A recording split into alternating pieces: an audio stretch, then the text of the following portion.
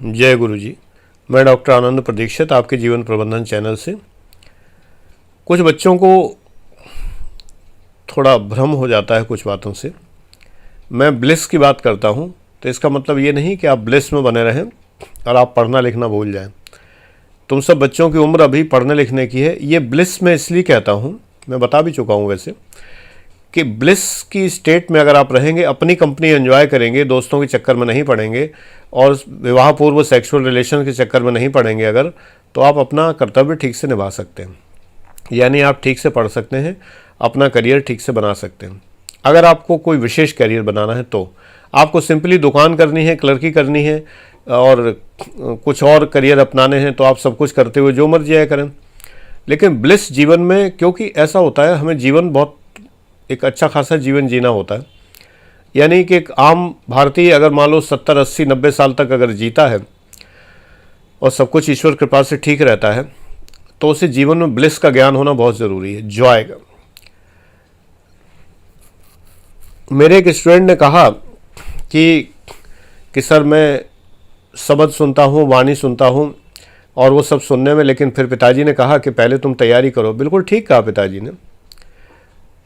वाणी सुनना, शब्द सुनना, सारी बातें ठीक है, लेकिन कब? ये इसके लिए मैंने 6 घंटे निर्धारित किए। 6 घंटे पढ़ने के, 9 घंटे पढ़ने के लिए, 3 घंटे खाने पीने के लिए, 6 घंटे सोने के लिए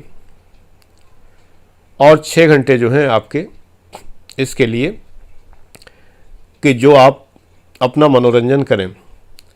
अगर हम टोटल देखें तो 6 घंटे सोने के लिए हो गए और 6 घंटे मनोरंजन के लिए हो गए, 12 घंटे, और 9 घंटे हो गए आपके अपने स्टडी के लिए। अगर आप IAS PCS एस्पिरेंट हैं, क्योंकि ज़्यादातर मेरे उस चैनल से ही लोग इस पे आए हुए हैं, और 3 घंटे खाने पीने के लिए हो गए। तो आपका ये डिवीज़न जो है लाइफ का, ये तभी उचित है कि अगर आप जीवन में ब्लिस को अनुभव करते हैं। ये मनोरंजन के जो घंटे हैं 6, इन घंटों में आप शब्द सुनिए, कीर्तन सुनिए, वाणी सुनिए, और अगर आप IAS IPS एस्पिरेंट हैं तो आप इसमें दूरदर्शन के समाचार सुनिए, राज्यसभा टीवी देखिए, ये सब काम करिए। ब्लिस के लिए ज़रूरी है कि अगर आप पढ़ते समय म्यूज़िक सुनते हैं और अगर सपोज करिए कि कोई एक आनंददायक शब्द या कीर्तन चल रहा है तो आप ज़्यादा अच्छा पढ़ पाएंगे। ईश्वर की कृपा आपके ऊपर है। मैं जब पढ़ता था तो पिताजी राम रक्षा स्तोत्र पढ़ते रहते थे, दुर्गा सप्तशती पढ़ते रहते थे, रामचरितमानस पढ़ते रहते थे। ये मैंने याद नहीं किया है, ये मुझे याद हो गया है क्योंकि वो मेरे पढ़ते समय ये चीज़ें करते रहे। आज भी मैं अगर केमिस्ट्री की एक किताब उठा लूँ, फिजिक्स की कोई किताब उठा लूँ, तो मेरे माइंड में गूंजने लगता है वर्णानाम अर्थ संज्ञानाम रसानाम छंदसामपि मंगलानाम चकर्तारो वंदे वाणी विनायको भवानी शंकरो वंदे श्रद्धा विश्वास रूपिणो यमाश्रिते ही वक्रोपि चंद्रा सर्वत्र वंदते। ये कोई मैंने बैठ के किताब से नहीं याद किया। मैं ये सब सब्जेक्ट पढ़ता रहता था और पिताजी बैठ के ये सब पाठ किया करते थे। उनका नियम था, जब तक मैं पढ़ रहा हूं तब तक वो पाठ करेंगे। मेरे कानों में वो संगीत गूंज रहा है। उन्हें हारमोनियम बजाना आता था तो वो हारमोनियम के साथ में बच्चों को गिनती पहाड़े भी वो हारमोनियम के साथ सिखाते थे। मेरे बच्चों को, नाती पोतों को अपने, उन्होंने जो गिनती पहाड़े सिखाए हैं, वो वंजा टूजा नहीं होता था, गिनती और पहाड़े होते, 2 एकन 2, 2 दूनी 4। हमारे बच्चों ने वही पढ़ा है, हमने भी वही पढ़ा है। हारमोनियम के साथ गा के सिखाना, सब याद हो जाता था। तो मेरा सारा अध्ययन उस पवित्र वाणी के साथ हुआ है, सारा अध्ययन। तो लेके हारमोनियम सुबह से बैठ जाते थे, दूसरे कमरे में बैठते थे जाके, जिससे हल्की आवाज़ आए मेरे पास में, डिस्टर्ब ना हो। माँ कभी कभी कहती थी कि खाना खा लो, टाइम हो गया, तो इशारा कर देते थे कि अभी बच्चा पढ़ रहा है, पहले इसकी पढ़ाई पूरी। चाय पीते रहते थे। हमारी आदत उन्हीं की आई है कि चाय हर घंटे उनको चाहिए, तो वो चाय पीने की आवाज़ आती रहती थी मुझे, तो मैं भी मांग लेता था, मेरी आदत पड़ गई। पिताजी के कपों की खनक आती थी तो मैं भी कह देता था कि चाय हमें भी चाहिए। तो चाय पी पी के पढ़ने की आदत पड़ गई और साथ साथ में वो राम रक्षा स्तोत्र।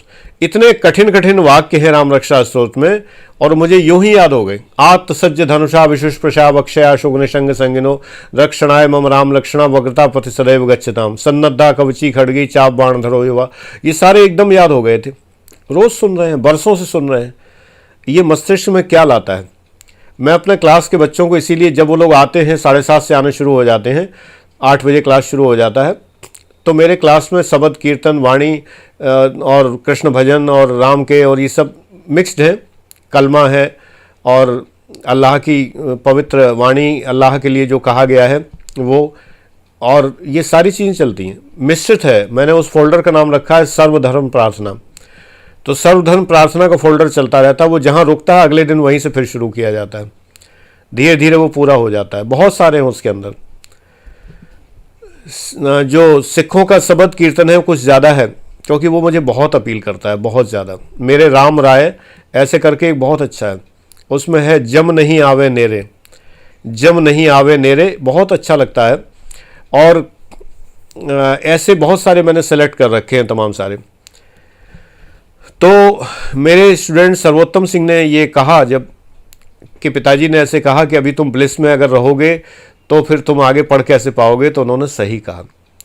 ब्लिस जीवन में सब कुछ करने के साथ चलती है, पढ़ाई लिखाई, नौकरी चाकरी, बिजनेस, पेशा, कुछ भी। मैंने पहली बार जो है वाहेगुरु वाहेगुरु का जाप कहाँ सुना था। मुझे एक बेड साइड टेबल खरीदनी थी।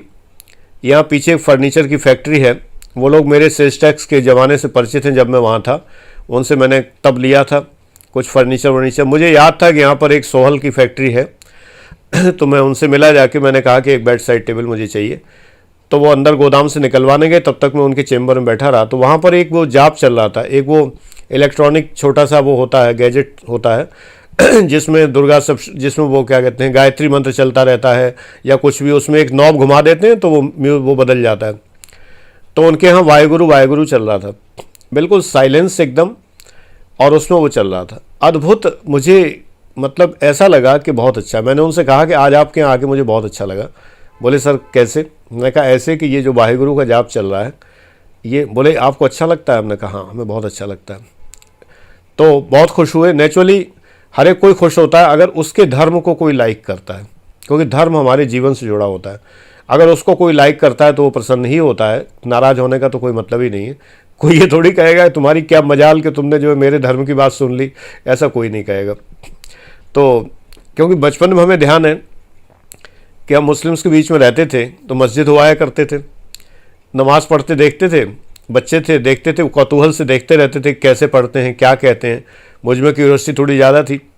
अभी भी बकेवर में हाईवे पर, अब हाईवे तो ऊपर निकल गया, जो पुराना हाईवे है उसके किनारे ही मस्जिद बनी हुई है। ठीक उसी के पीछे मेरा घर हुआ करता था, इटावा में, बकेवर में।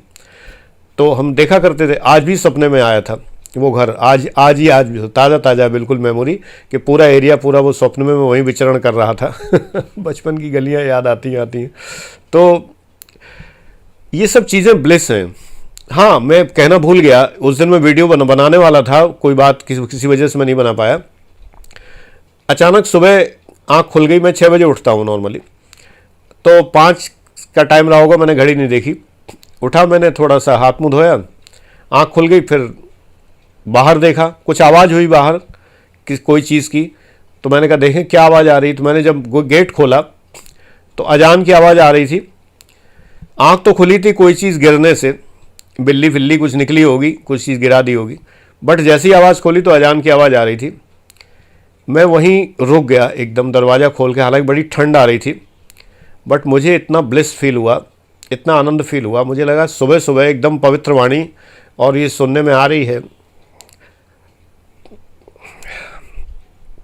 मैं बता नहीं पा रहा हूँ अभी मैं भावुक हो रहा हूँ। लगता है सीधे ईश्वर उतर के आ जा रहे हैं। अल्लाह का सीधा अवतरण डायरेक्ट मन में होता है। मुझे ताज्जुब है कि सोनू निगम टाइप के लोग कैसे इस अजान की आवाज़ को डिस्टरबेंस मान सकते हैं। मुझे इन लोगों के इंसान होने पर शक होता है कि कैसे इंसान है ये। ब्लिस ये होता है जो अभी आपने फील किया होगा। मैं छुपाता नहीं, मैं पॉज कर सकता था, फिर मैं वाइप कर लेता, मुंह धो लेता, चेहरा धो लेता, छुपाता नहीं हूँ। तुम सब बच्चों के सामने क्या छिपाना। मैं भावुक हो गया एकदम, आंखों में आंसू आ जाते हैं। ये योग है, यही ध्यान है, यही सब कुछ है। सीधे आपके साथ ईश्वर का अवतरण होता है, एकदम डायरेक्ट रेजोनेंस होता है। मुझे वो पल याद आ जाता है कि मैंने सुना और सुन के मुझे ऐसा लगा। मैंने कई बार कहा है कि हज़रत मोहम्मद साहब की जो गुफ़ा थी जिसमें वो रहते थे, हीरा की गुफ़ा, उसका चित्र एक बार गीतांजलि ने भेजा, मेरी स्टूडेंट है। गीतांजलि ने मुझे चित्र भेजा कि सर आपने कभी ये चित्र देखा? मैंने देखा, मैं देखता रह गया। मैंने उसको बड़ा करके लगवाया। बहुत खूबसूरत चित्र, इतनी शांति, इतना पवित्रता का एहसास देता है। स्वर्ण मंदिर तो विराजा हुआ मेरे पूरा छत्र छाया में हूँ मैं उसकी। ये चीज़ें ऐसी होती हैं कि इनमें आप खो जाते हैं। कैसे नफरत की जा सकती है? ये इस्लाम के मानने वालों ने जो अत्याचार किए हों उनका बदला क्या इस्लाम धर्म से थोड़ी लिया जाएगा? उनका बदला क्या आज जो हमारे आसपास जो मुस्लिम है क्या उनसे थोड़ी लिया जाएगा? गुरु तेग बहादुर की हत्या करा दी औरंगजेब ने। निश्चित रूप से एक निंदित कर्म है, बहुत ही गर्हित कर्म है, कंडेम्ड कर्म है, लेकिन इसके लिए ना इस्लाम जिम्मेदार है ना कोई जिम्मेदार है। कहीं नहीं कहा गया इस्लाम में इस तरह की बात करने के लिए। अगर उसने कराया तो अपने प्लेजर के लिए कराया। मंदिरों को ध्वंस किया उन लोगों ने तो अपने प्लेजर के लिए किया। अल्लाह खुश नहीं होता इनसे। अरे उसी का तो घर है, उसी का घर है, वही मंदिर है, वही मस्जिद है, तो वही शक्ति है। ये तो ट्रांसलेशन है खाली कि एक को हम अपने भाषा में ये कह रहे हैं, दूसरे को अपनी भाषा में ये कह रहे हैं। तो जब आप ब्लिस फील करते हैं तब आपका लोक दूसरा होता है, आपकी दुनिया दूसरी होती है। तो ब्लिस फील करिए, लेकिन कर्म मत छोड़िए। याद रखिए, कर्मण्येवाधिकारस्ते मा फलेषु कदाचन। आप कर्म करें। कुर्वन्नेव हि कर्माणि जिजीविषेत् शतं समाः। हम कर्म करते हुए 100 वर्ष तक जिए। कर्म तो पहले है, कर्म के बिना तो काम ही नहीं। आप ब्रह्मचर्य आश्रम में हैं, यानी पढ़ाई लिखाई कर रहे हैं तो भी कर्म करना है। गृहस्थ आश्रम में तो भी कर्म करना है। वानप्रस्थ में है तो अपना सीखा हुआ दूसरों को सिखाना है। और संन्यास में है तो आप जो भी कर्म कर रहे हैं वो आंतरिक कर्म है, आप ईश्वर को स्मरण कर रहे हैं, तब उतना ही कर्म काफ़ी है। तो सारी चीज़ें होती हैं। एक इंसान एक साथ जब वो सीखता है, किसी भी उम्र में हो, जब वो सीखता है तो ब्रह्मचारी होता है। जब वो अपने पत्नी से प्यार करता है, अपने बच्चों को प्यार करता है, अपने बच्चों को ध्यान रखता है, तो वो गृहस्थ होता है। और जब वो कुछ सिखाता है किसी को तो वो वानप्रस्थी होता है। और जब उसे विरक्ति होती है संसार से तो वो सन्यासी होता है। एक ही समय पे हम सब होते हैं। एक व्यक्ति हर वक्त ब्राह्मण भी होता है जब वो पढ़ रहा होता है, पढ़ा रहा होता है।